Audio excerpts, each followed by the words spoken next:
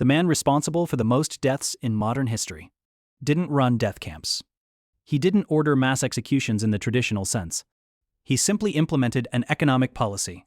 And between 1958 and 1962, approximately 45 million people starved, were worked to death, or were killed for stealing food.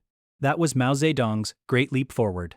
And it is, by conservative historical estimates, the single deadliest man-made event in recorded history. Most people, if asked to name history's deadliest leader, would say Hitler. That answer is understandable. The Holocaust is among the most documented atrocities in human history.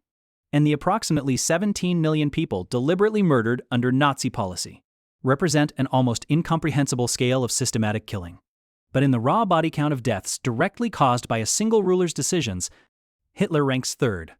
The gap between third place and first is staggering. Joseph Stalin sits at second.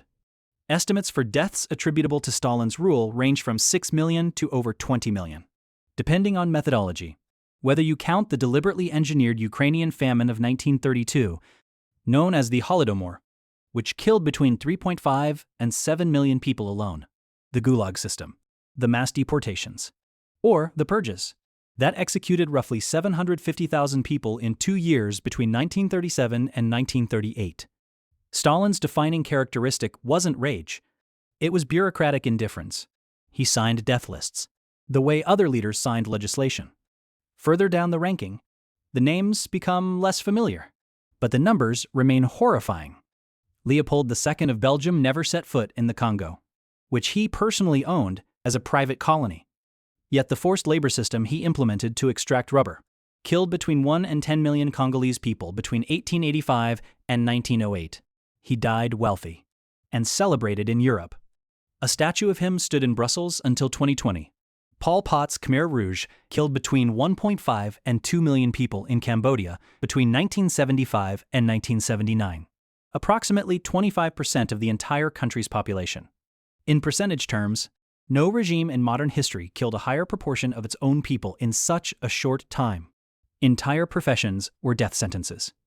Wearing glasses was enough to mark you as an intellectual, and therefore an enemy. Kim Il-sung, Genghis Khan, Tamerlane. The list extends further back through history, with numbers that become difficult to verify, but impossible to dismiss. Tamerlane's campaigns in the 14th century are estimated to have killed 17 million people, roughly 5% of the world's entire population at the time.